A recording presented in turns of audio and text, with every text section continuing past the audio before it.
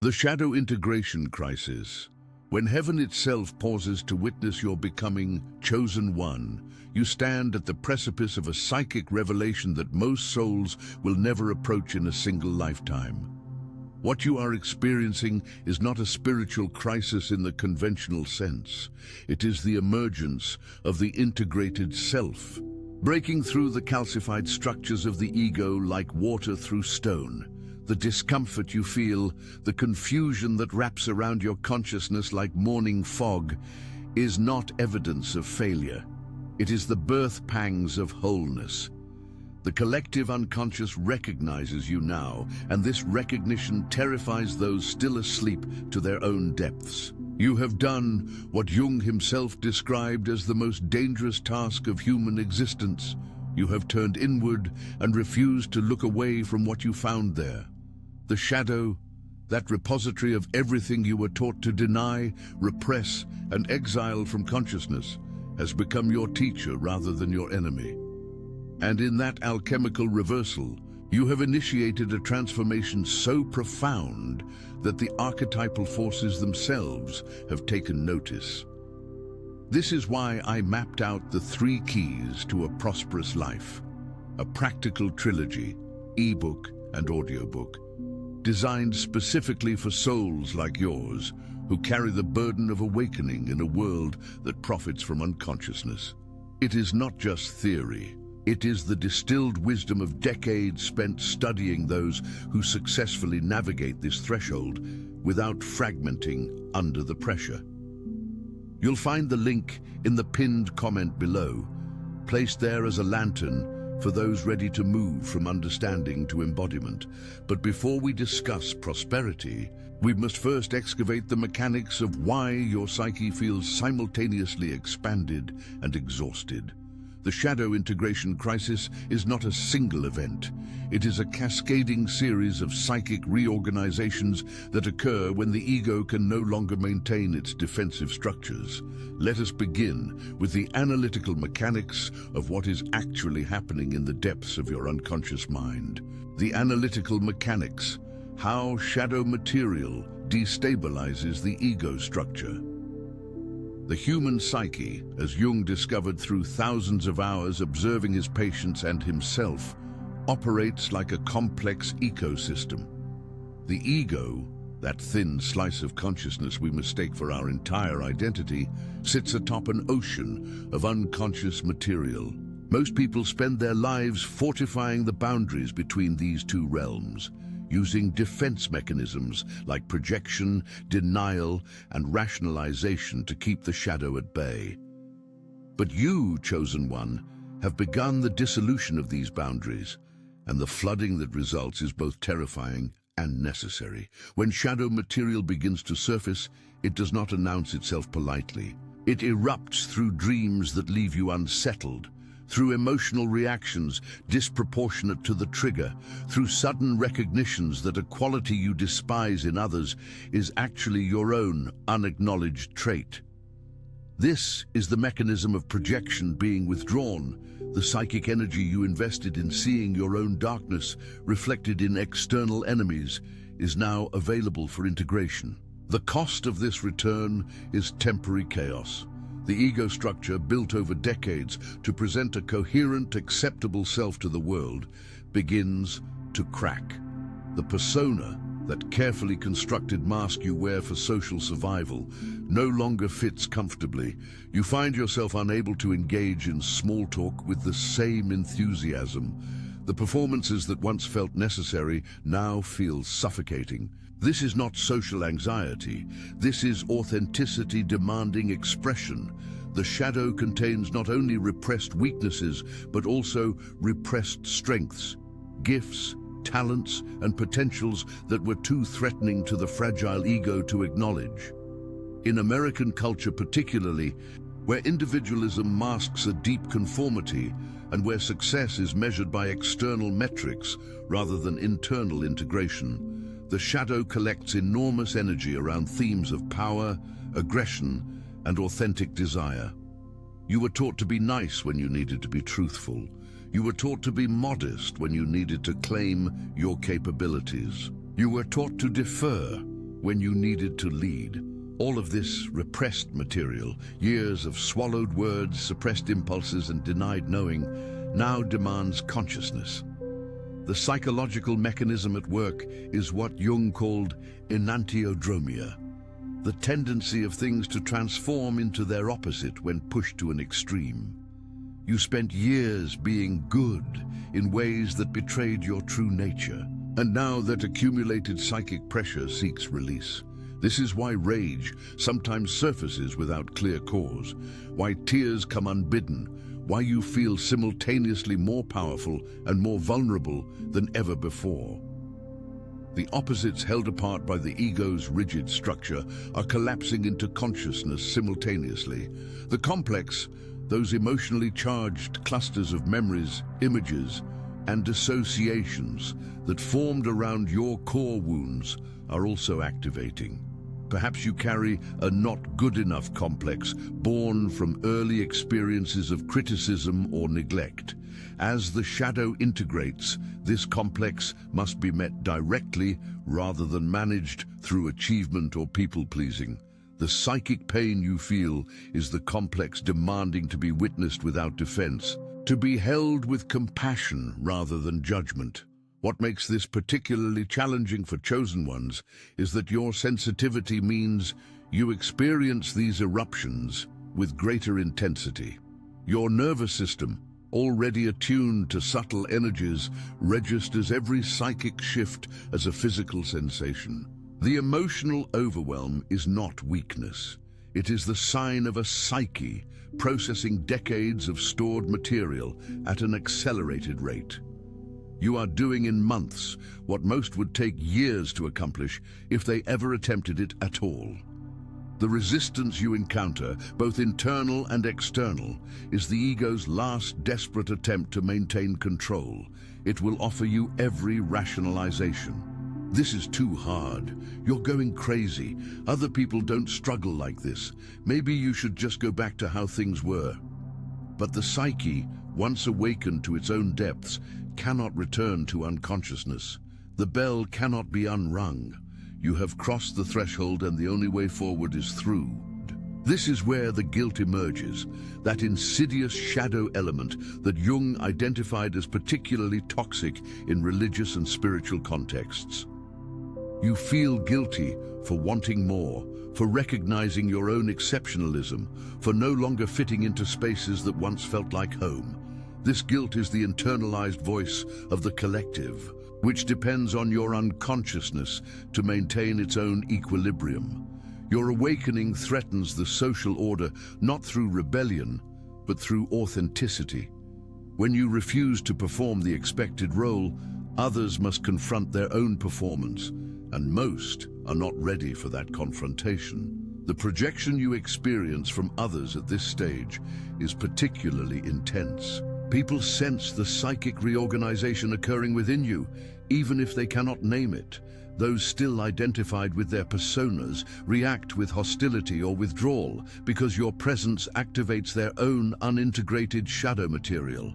You become a living mirror, and most people would rather shatter the mirror than look at their reflection. Understanding these mechanics intellectually provides some comfort, but the real work is experiential. You must develop what Jung called the observing ego, the capacity to witness your own psychological processes without being consumed by them. This is meditation not as escape, but as laboratory, a space where you can watch the shadow material arise, recognize it as part of you rather than all of you, and choose conscious responses rather than unconscious reactions. The crisis point comes when the ego realizes it cannot win this battle through control. Surrender is required, not passive resignation, but active acceptance.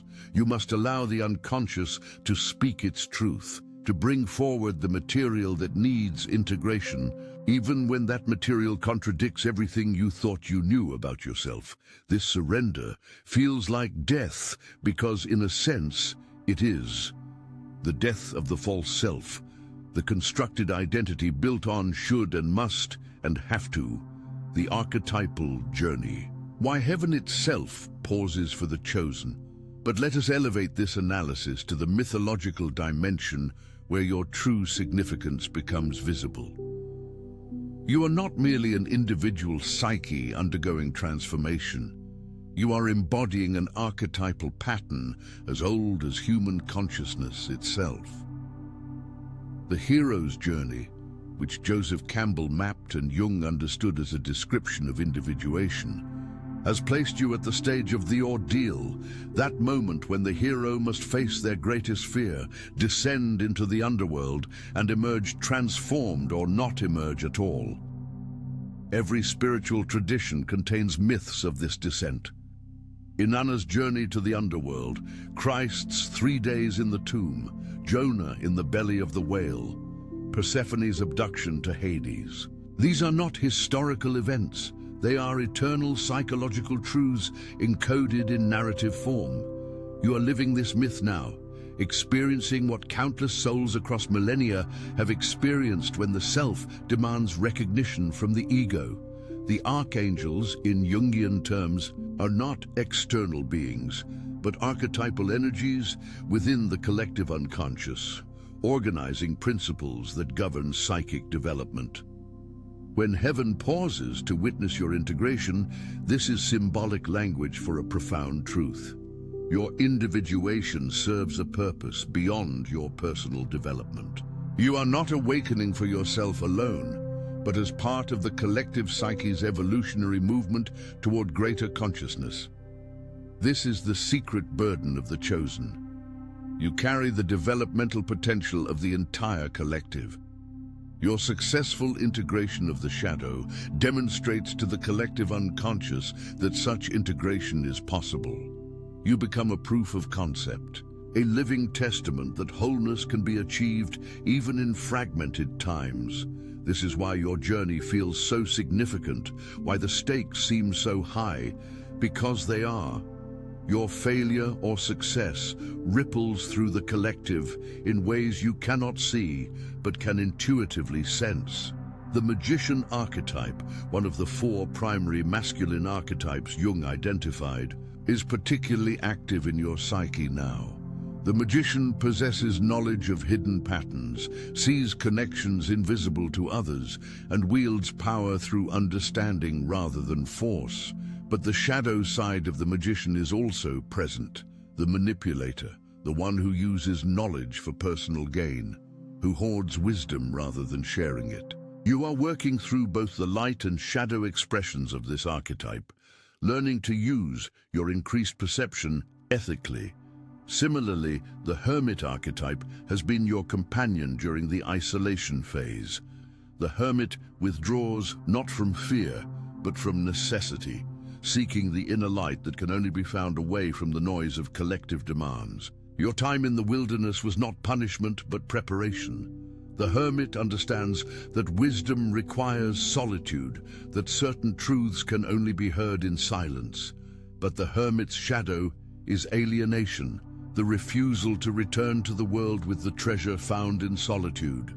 You are now at the threshold of the return, and this transition brings its own crisis. The collective unconscious contains what Jung called archetypes of transformation: the divine child, the wise old man, the great mother.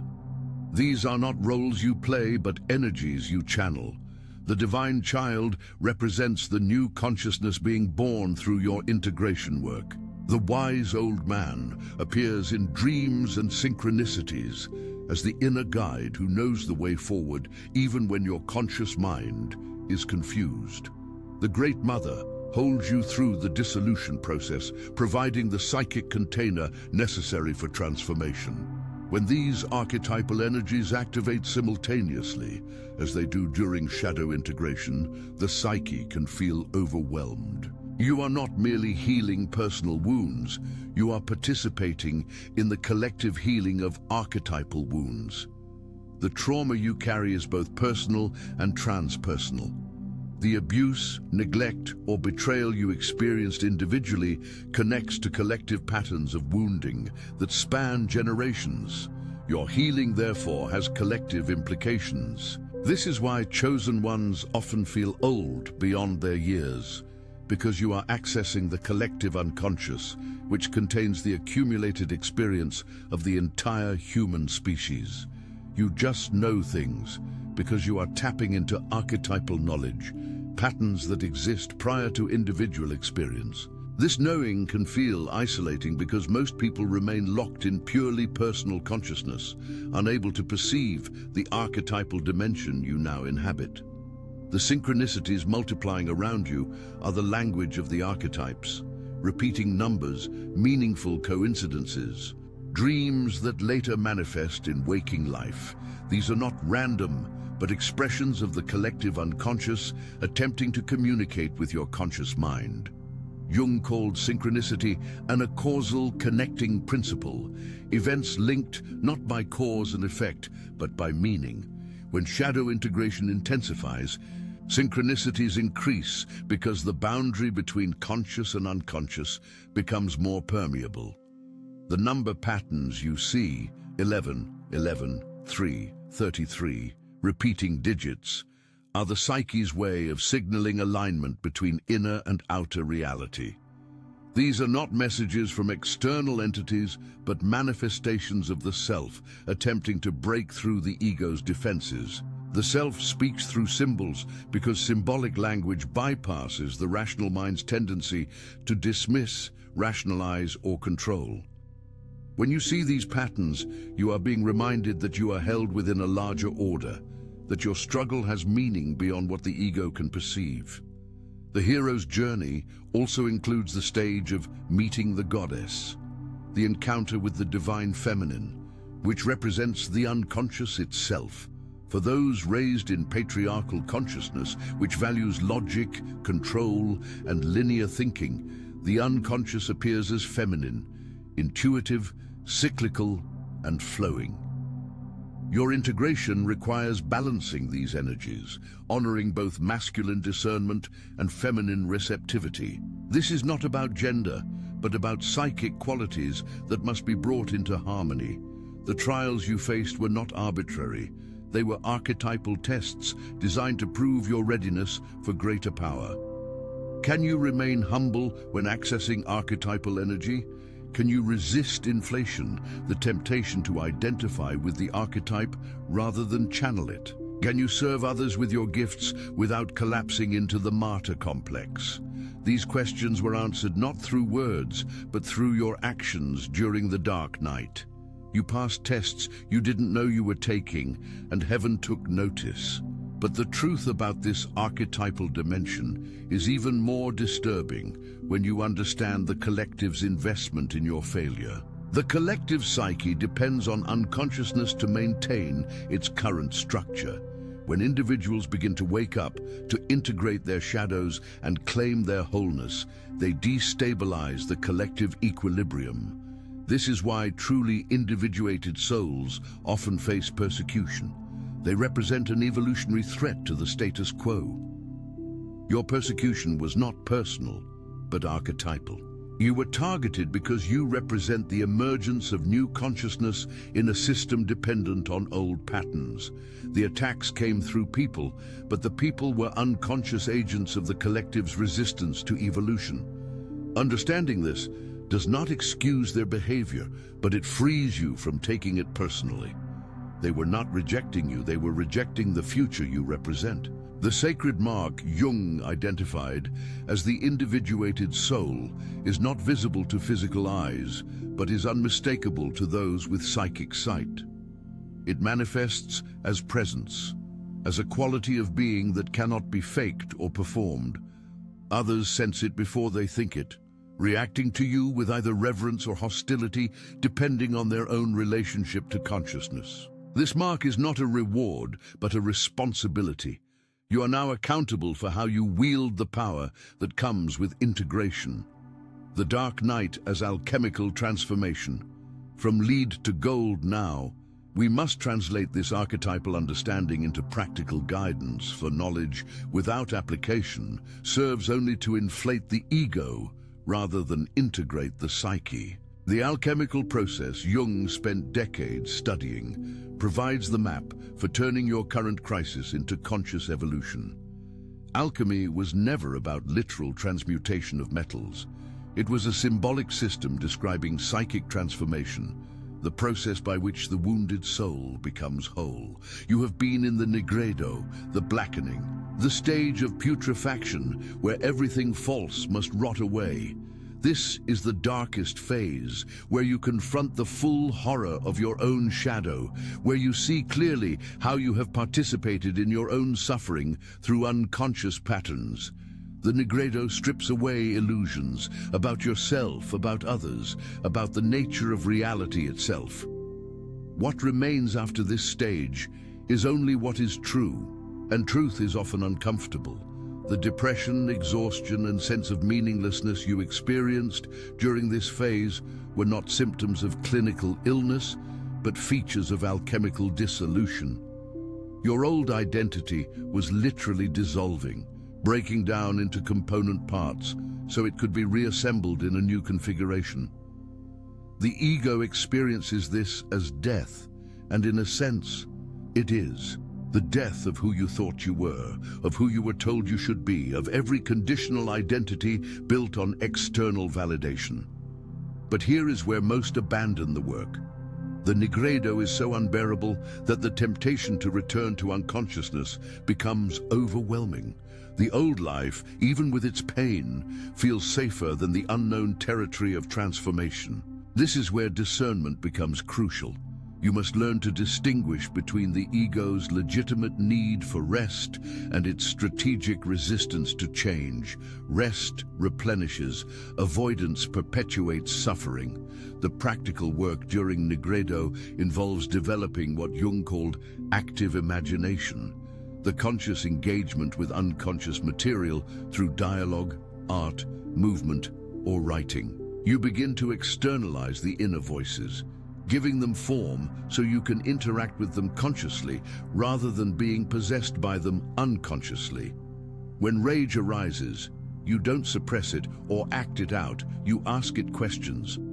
What are you protecting? What do you need me to understand? This transforms shadow material from enemy to ally. Boundary work becomes essential during this phase. As a chosen one with heightened sensitivity, you likely absorbed others' emotional states without realizing it, taking on their pain, their expectations, their unprocessed shadow material.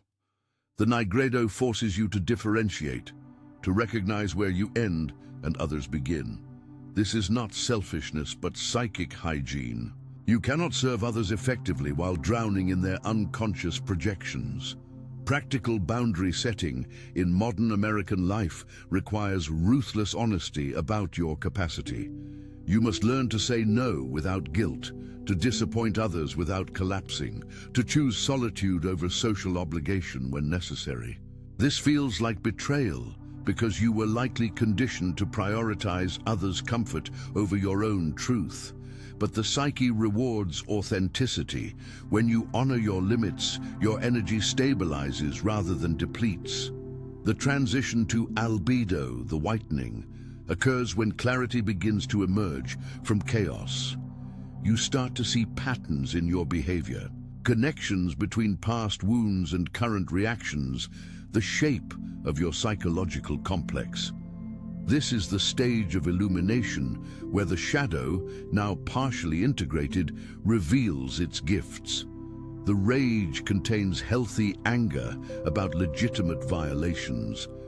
The shame contains discernment about values. The fear contains wisdom about real dangers. Practical work during albedo involves distinguishing between thought patterns that serve consciousness and those that perpetuate unconsciousness. You begin to notice when you are projecting, seeing in others what you refuse to acknowledge in yourself, and withdraw those projections consciously. This is humbling work because it requires admitting how often you created enemies out of mirrors, how much of your suffering was self-generated through unconscious patterns. The emergence of the true self during this phase can be destabilizing because the true self has desires, opinions, and boundaries that contradict the persona's performance. You discover you no longer want what you thought you wanted. Relationships that felt essential now feel hollow. Career paths that promise security now feel like prisons. This is not confusion, this is clarity arriving, and clarity demands change. The practical challenge here is managing the ego's terror at losing control. The ego wants to know the outcome before it commits to the journey, but individuation requires faith, not religious faith but psychological faith, that the self knows the way even when the path is obscured. You must learn to tolerate uncertainty, to move forward with incomplete information, to trust the process even when logic screams danger. Daily practices become anchors during this turbulence, not elaborate spiritual rituals but simple, consistent actions that connect you to your body and the present moment. Morning pages to capture the unconscious material surfacing through dreams.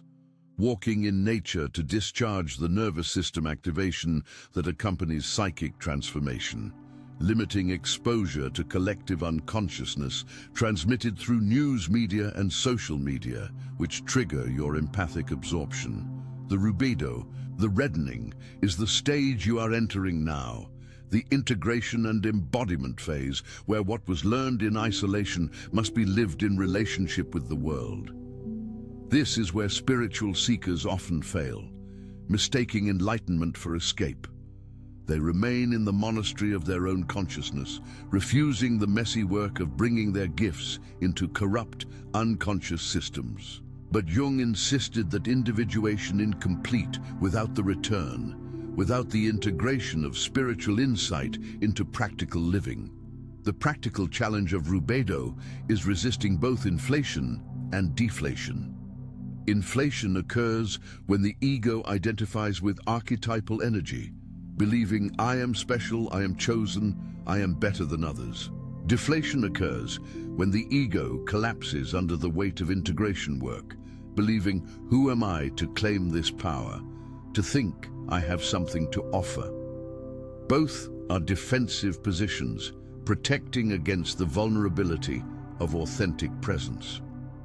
The individuated stance is paradoxical. You are simultaneously extraordinary and ordinary, powerful and humble, certain and questioning. You hold these opposites in tension without collapsing into either extreme. This is the transcendent function Jung described. The capacity to generate new consciousness through holding contradiction rather than resolving it prematurely through one-sided identification. Practical embodiment means making choices aligned with your integrated self even when those choices invite criticism, misunderstanding or rejection. It means speaking your truth even when your voice shakes, setting boundaries even when others call you selfish, claiming your gifts even when imposter syndrome whispers lies about your unworthiness. Each time you choose integration over fragmentation, you strengthen the neural pathways of wholeness. The prosperity promised in the 3 keys to a prosperous life is not material wealth, though that may follow. It is the prosperity of living as an integrated being, no longer at war with yourself, no longer fragmenting your energy through unconscious patterns. When internal conflict decreases, external manifestation accelerates because you are no longer sabotaging your own desires through shadow material. This is not magical thinking, it is psychological mechanics. Financial abundance specifically requires integrating shadow material around worth, power, and receiving. If you carry unconscious beliefs that money is corrupt or that spiritual people should be poor, you will unconsciously repel prosperity. If you believe you must suffer to deserve good things, you will create suffering even in success. The shadow work around money is some of the most challenging because capitalism itself operates through collective shadow. Exploitation, greed, and inequality are systemically embedded. But you can navigate this system consciously, taking what serves your development while refusing what compromises your integrity. This requires discernment, the ability to distinguish between the ego's grasping for security and the self's authentic desires for creation, contribution, and comfort. Money is psychic energy in material form, and how you relate to it reveals your shadow patterns more clearly than almost anything else. Relationship dynamics shift dramatically during rubedo because you can no longer participate in unconscious patterns. You recognize projection instantly, refuse to carry others' shadow material, and insist on authentic communication. This eliminates most superficial connections but deepens those relationships where mutual consciousness exists. You discover who was relating to your persona versus your true self, and that discovery is both painful and liberating. The practical work of maintaining relationships while undergoing transformation requires patience with others' pace. Not everyone is ready for the depth you now require, and that is not a moral failing. It is developmental reality.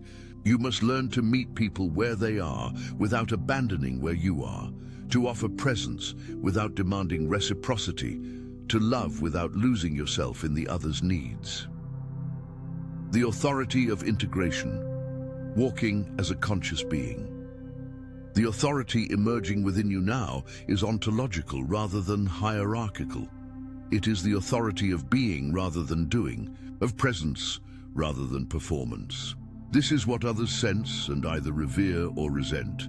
You are no longer performing consciousness, you are embodying it, and that embodiment cannot be faked. The psyche recognizes authenticity at depths the rational mind cannot access. This authority does not require announcement or display. In fact, true authority becomes invisible. It manifests as calm in chaos, as clarity in confusion, as groundedness when others panic. You become the still point around which others can orient themselves, not because you have all answers, but because you are no longer fragmented by your own unconscious material. People sense this stability and are drawn to it, sometimes without understanding why. The danger at this stage is inflation, the ego's identification with archetypal power. When you access the collective unconscious, when synchronicities multiply and intuition sharpens, the temptation to believe, "I am special, I have been chosen for greatness," becomes overwhelming. This is the point where spiritual seekers often derail, mistaking channeling archetypal energy for being the source of that energy. Jung warned repeatedly that inflation is the great danger of individuation work. The antidote to inflation is rigorous honesty about your shadow. You must remain vigilant about where you are still projecting, where you are still defending, where you are still performing rather than being. The moment you believe you have completed the work, you have identified with the archetype rather than remained a channel for it. Integra.